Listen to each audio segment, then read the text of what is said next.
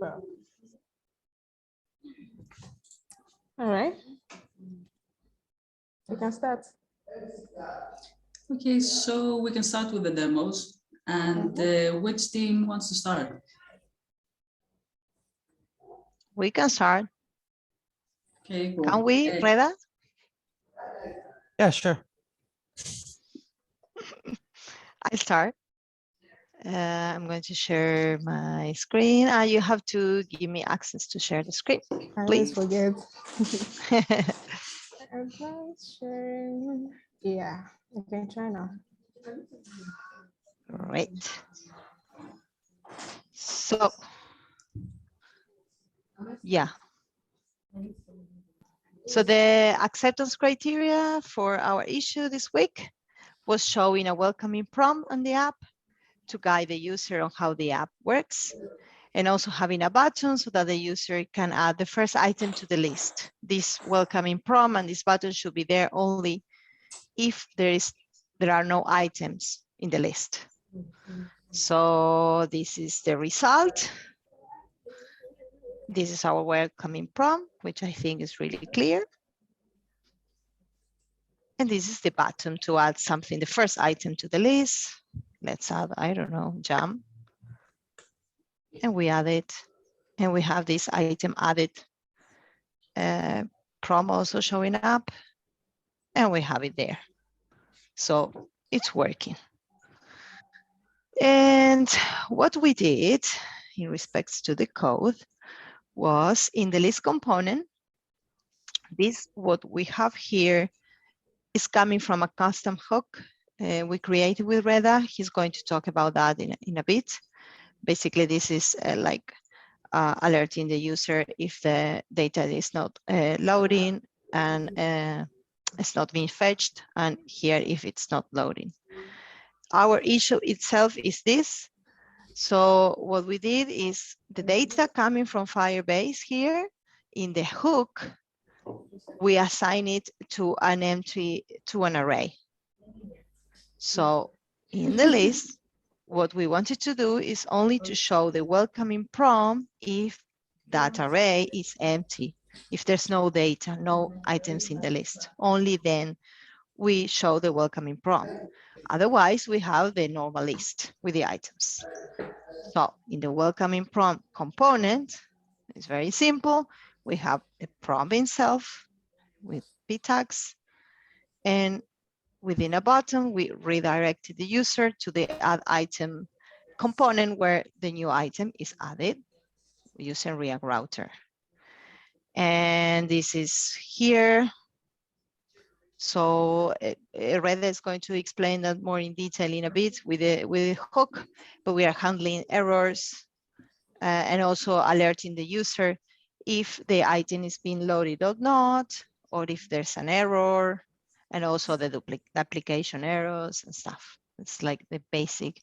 We were talking about this, we read a lot because we did a lot of things, but we don't want to go over all of those things in order not to be too extensive with our demo. So I tried to sum up the best I could. I hope that's clear. And now it's Reda's turn.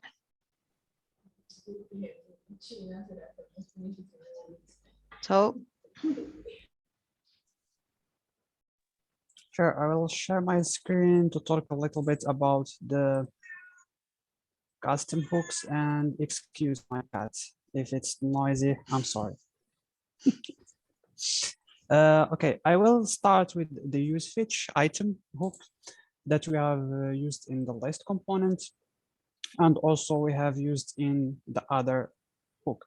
So basically, it's the same logic what we had from the previous issues, but we have we added two other states: the loading state and the listen and error. Listen and error or fetch an error in case the data isn't shown. So once the use effect started and the component is mounted, we are setting the loading state to be true. And that will show it's in a second, just showing to the user that it's loading. And as Hemin already said, after that, this is also from the previous issues. The only thing we did a bit of refactoring here just for this one, just for the sake of code readability and also like to know where we are exactly. And so we are initializing an empty array. And then we are using the for each method to push a new object to that array. So the object is our item that is coming from Firebase, our item with its data, and we are adding the ID to it. And so once we got all our data stored in this result array, we are setting the loading state to be false. That means we have finished loading the data, and we are setting our data to be that result array, which means our items. And we are setting the error to be null because we got the data and there isn't any error. So after that, the on snapshot third argument is actually a callback function that catch any errors. So we are using that to handle errors. So if this is the on snapshot is not there, this is not running, and if there is an error and we didn't get a snapshot back, we are having an error, and that error we are handling it here by setting our custom error called not fetch data. We could actually use error.message or something like that to set our data, but it's we just thought that it will be more describing because we didn't know exactly what error we could get and what kind of messages we could get. So we just used a custom error for now could not fetch the data. And after that, we are just like stop listening and fetching the data when the component unmounts. After the other hook is the use add item hook. The use add item hook is similar, kind of similar. The only difference is we are not using the on snapshot here, but we are using the add doc function from Firebase. And there's two main differences here because of this. The on snapshot give us the unsubscribe, and also we could handle error on its third argument.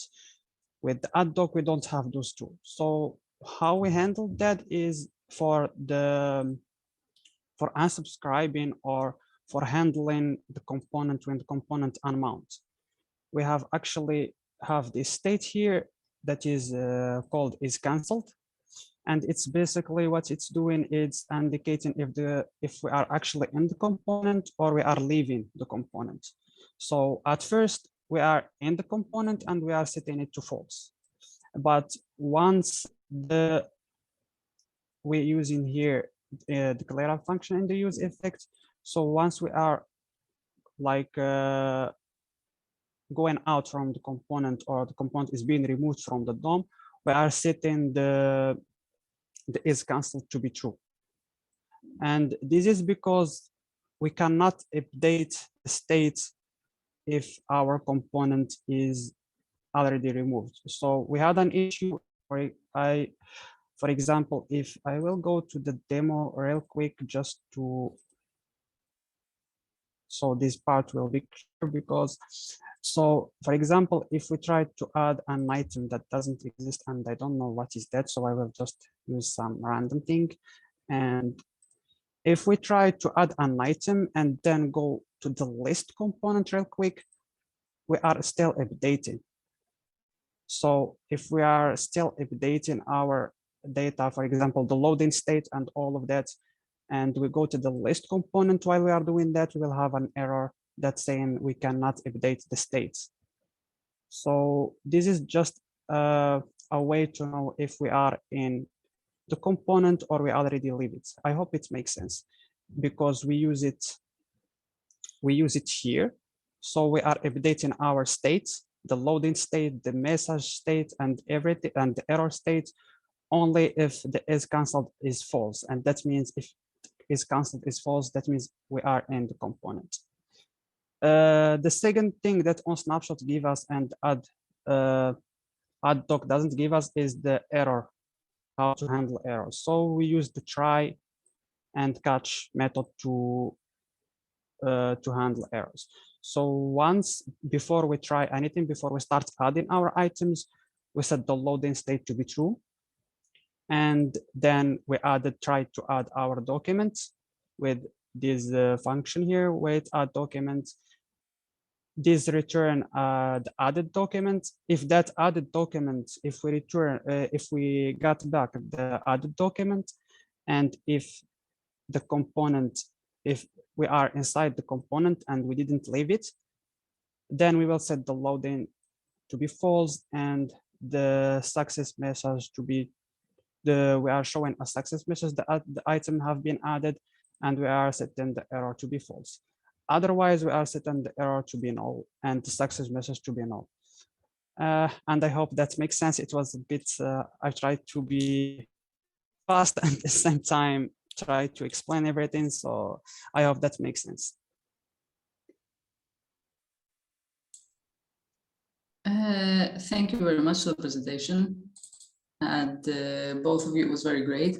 And congratulations for finishing in time and delivering the code. And I think you did some of the refactors I suggested. To be honest, because I accepted your pull request, I suggested some refactors if you had the time and wanted to, but I didn't check if you actually did them.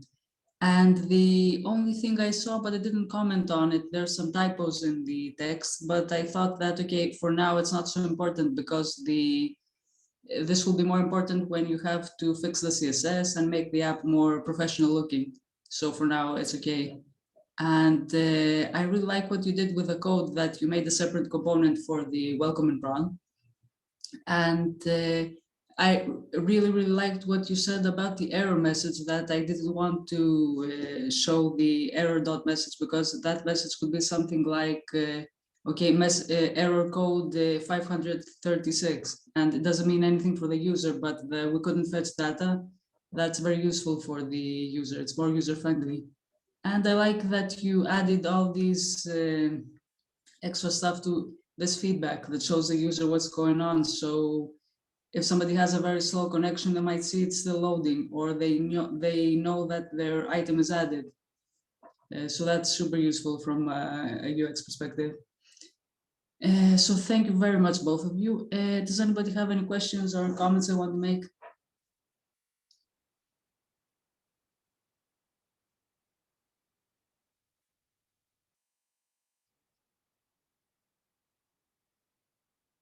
I guess not. And so the next team can show their demo. Okay. Toby, how do you want to go about this? Do you want me to do it? Right, I'll just start with the demo. Let me share my screen.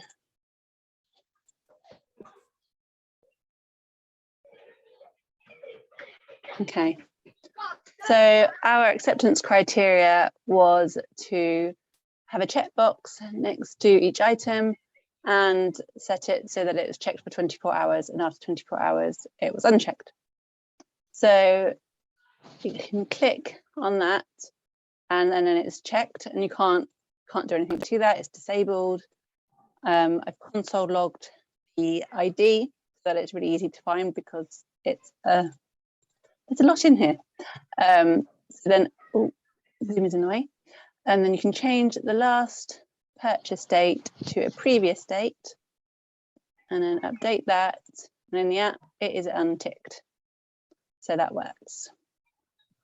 So in the code, in the list view, we changed, this was an LI, we've changed it to be the component and pass through the item data.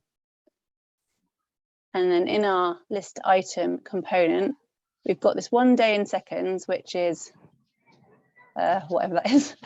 And then we've got checked and set check state, which is the last purchased item is not null.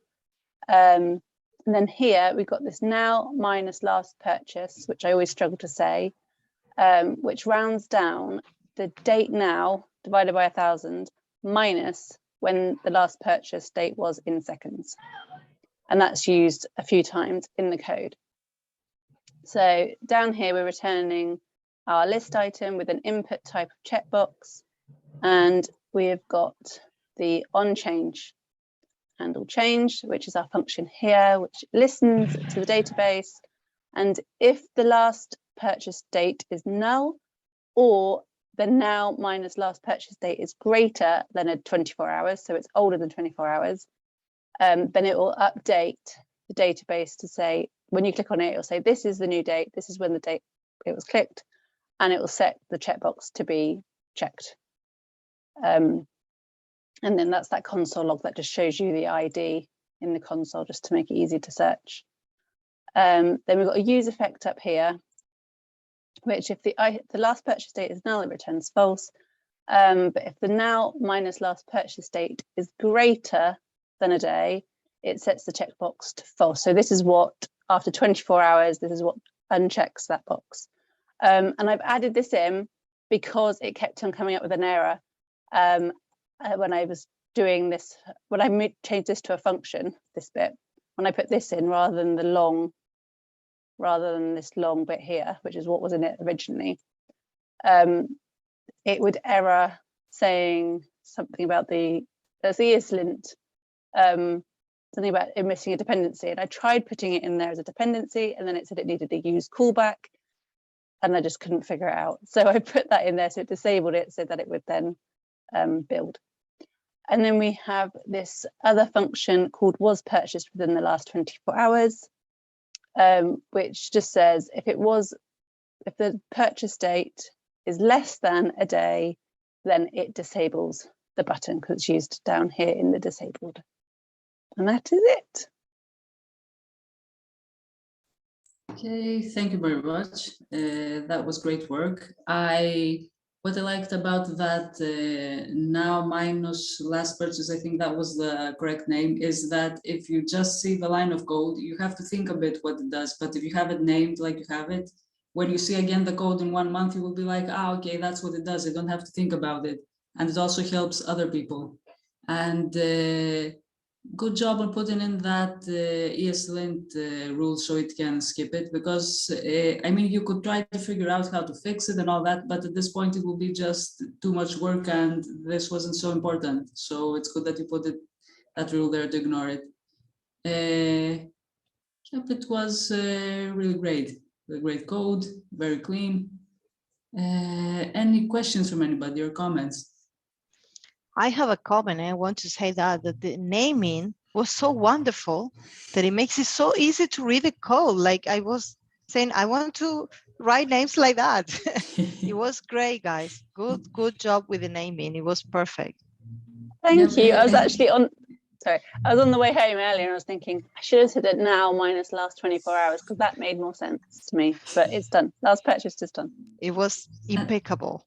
I think I made a comment on the code review and I was like, okay, I won't suggest a name so Toby and Debbie think that it's an exercise that they have to think of a name, but actually I can't think of a name, so I'll just leave it like that and let them figure it out. So great job on that one.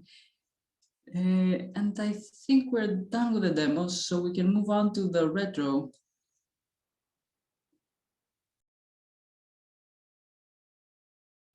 Okay, I just pasted the link. As usual, we are going to take like 10 minutes to fill out the retro board and then come back to read it out. All right, thank you.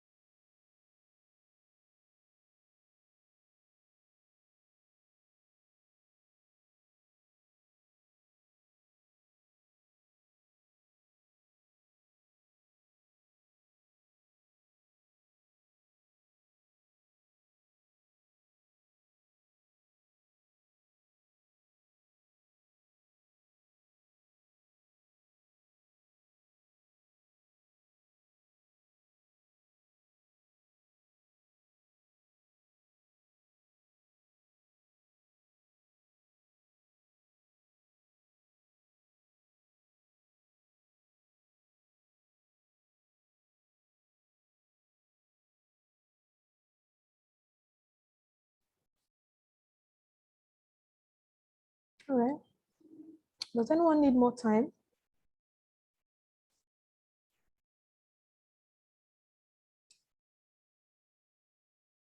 All right, then we can start.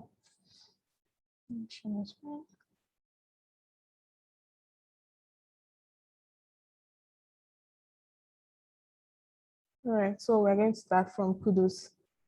Go for. Okay, Yeah, so thanks to the mentors for covering for me in the last week so I could enjoy Easter with my family. This was very important because when I signed up for this cohort, this made me a bit anxious. So, but it all went very well and I'm happy. And congrats to the collabies for being so engaged and passionate about their work.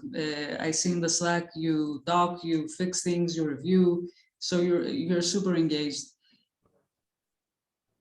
Yeah. All right. Imena. It's me. Yeah. Mhm. Big shout out to Reda for explaining the hook so clearly. You're an expert explaining code. All right, Reda.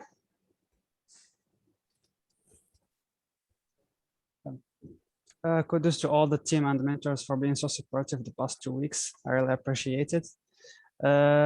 Kudos to DB for handling some problems we had. She did it alone because I didn't have much time that week, and I really had I struggled. It wasn't my best week when I paired with her. And kudos to it's still one, but I can't find it. To Jimena for being so passionate with me. Yeah, Okay. it's okay. I can remember it, I guess, for being so passionate with me while we were doing the code refactoring. Yeah, and giving so much time. Thank you everyone. You're welcome. Okay, so it's me. So we had a great 2 weeks, a very great 2 weeks, like way better than we are improving. Like, and it's usually like that actually, because the first 2 weeks it's usually for figuring things out and getting used to things. So kudos to everyone. We are all really working hard, and it's showing like everyone is bringing their A game, and we are working together. So yeah, shout out to everyone. Okay, Jimena.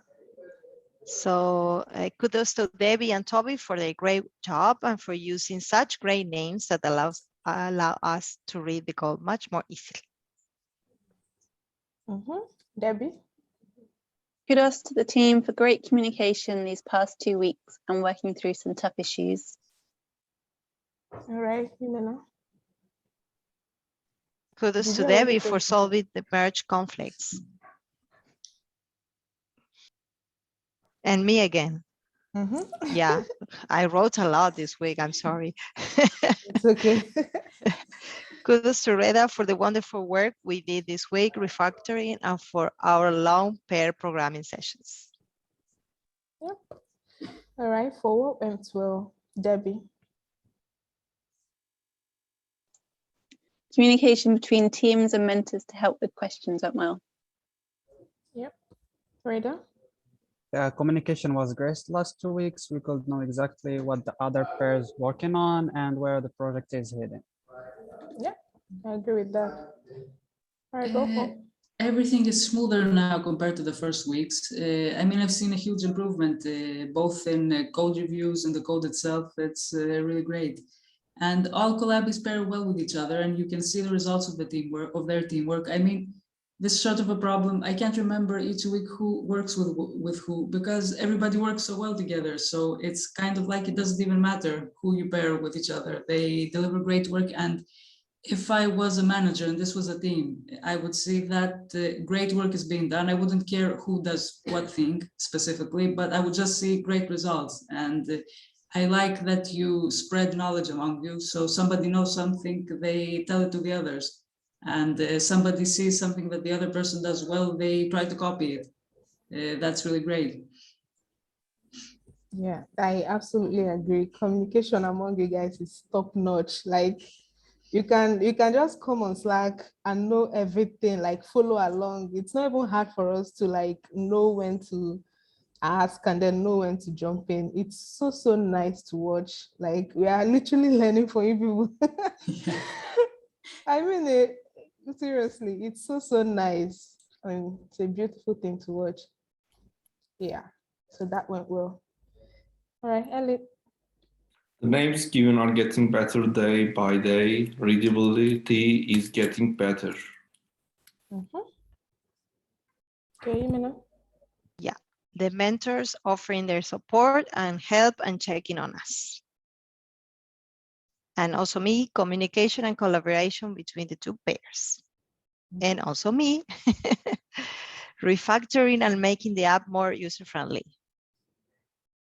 Yep. All right, what could we have done better? All right, Rita. Yeah, to have more comments in our code. That's coming from Jimena and Toby last their issue when they did it. It was literally great comments there and really helped me understand when I was reviewing, helped me understand what's going on. So it could be better if we're all doing the same. Yep. All right, Gabby. Getting the merge done in good time to fix any conflicts. All right, Yumina. And peer review has to improve a lot from my part.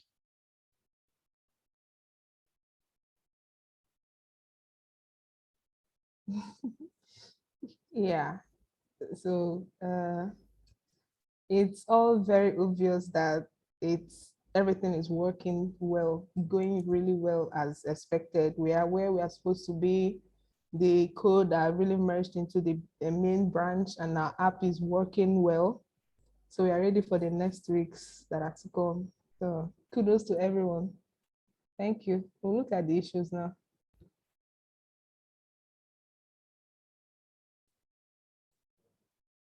Elliot, you want to share your screen? Okay. Let me get the best.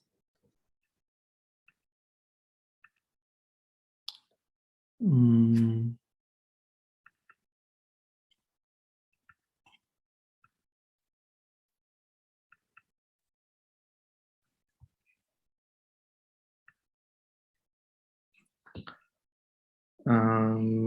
Issue 9. As a user, I want to filter my shopping list to make it easier to locate an item in the list. Accepted criteria, display a text field above the top of the shopping list. As the user types into the fields, the list should narrow display on the items that contain the text the user entered in the filter fields.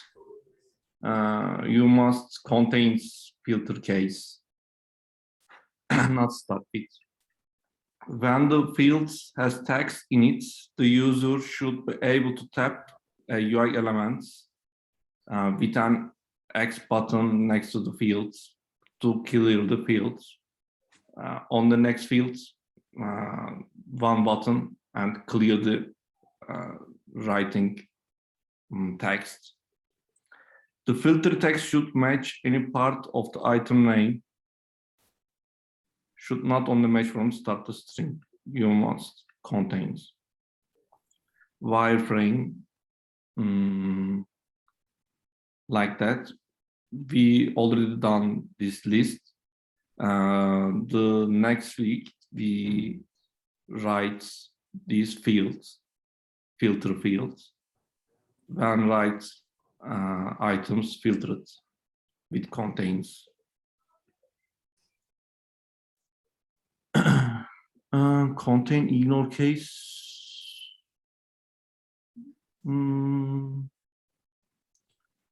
You don't do any ignore case, only contains. The issue say that. The following example app, MND, is a great example providing feedback that accessible to screen reader when things change on screen.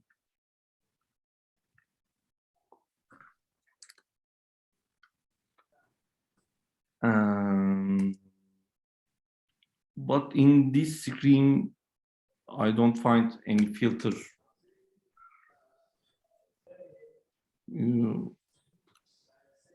Like that, but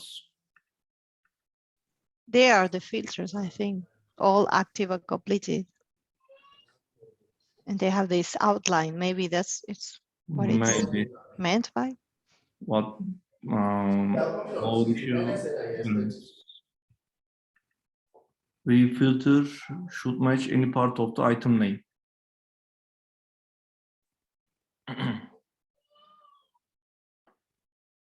Free text field, not like that. Another issue, 10. As an item, I want my estimated next purchase date to be completed at the time my purchase is recorded in database, so the app can learn how often I buy different items. Except criteria, when a purchase is recorded, the estimated number of days until the next purchase date should be calculated and recorded in database. This issue, you must calculate next purchase date only. You don't write any calculation with that. You retrieve this function from this repository. Collab should print these UTs. You already installed project 3 issue. In this repository, you must calculate estimate function. When you retrieve this function, calculate estimate, return is the next estimated purchase interval. And when return, you set the database, update the repository, update database. Think that the data that is needed as inputs to function in estimated JS and how to use the output. It is like at this point, you will need to adjust the schema for an item that accommodates data points required. Any question to issue? It's just simple.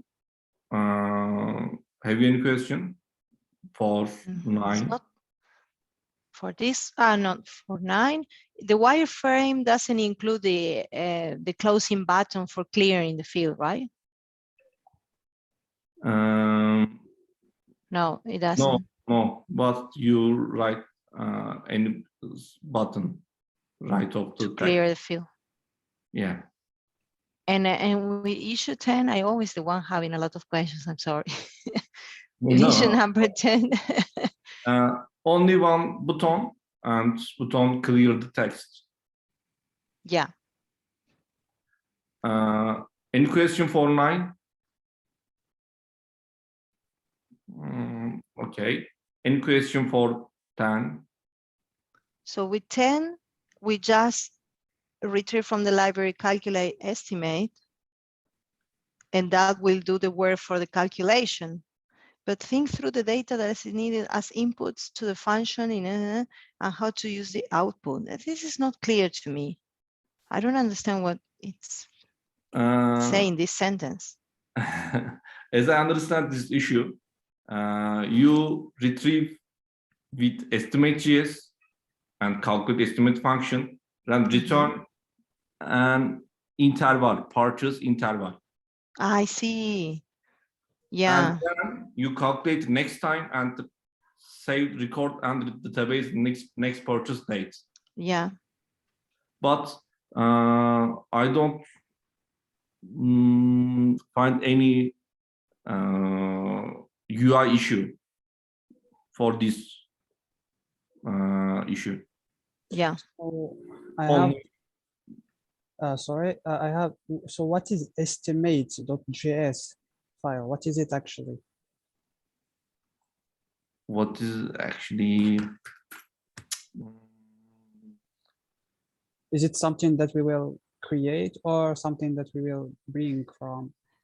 That is input. It's a function. It says to the function. No, to the function in estimates JS. I didn't read the in.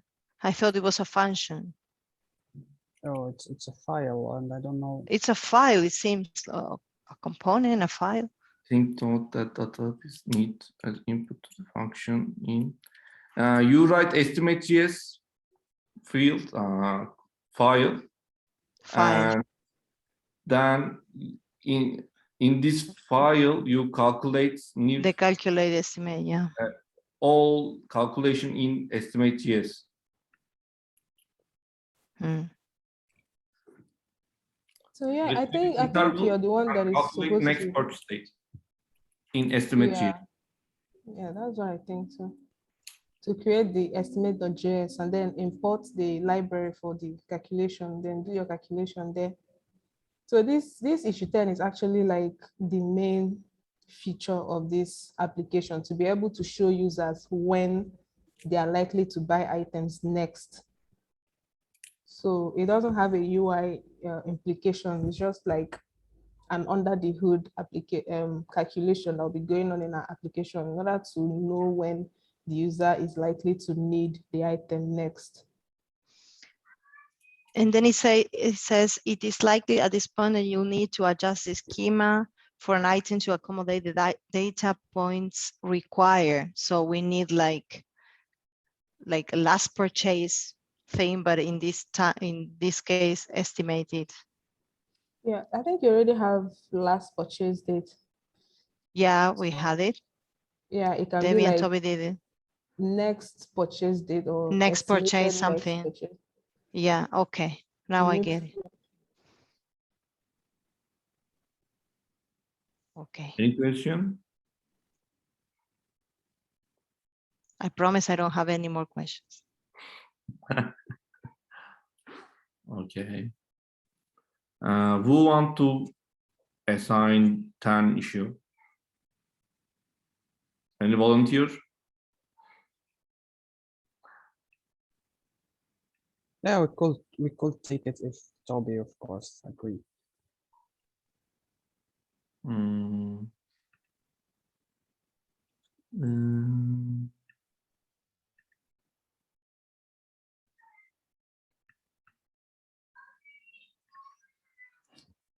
Toby and Reda. Okay. I mean, if the other pair also agree. Sorry, I just said about Toby, but I'm very happy with issue 9. I'm fed up with dates. I could see on your face. Maybe. And the other username.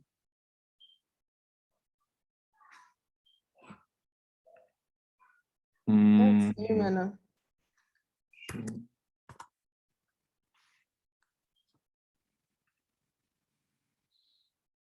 Okay, select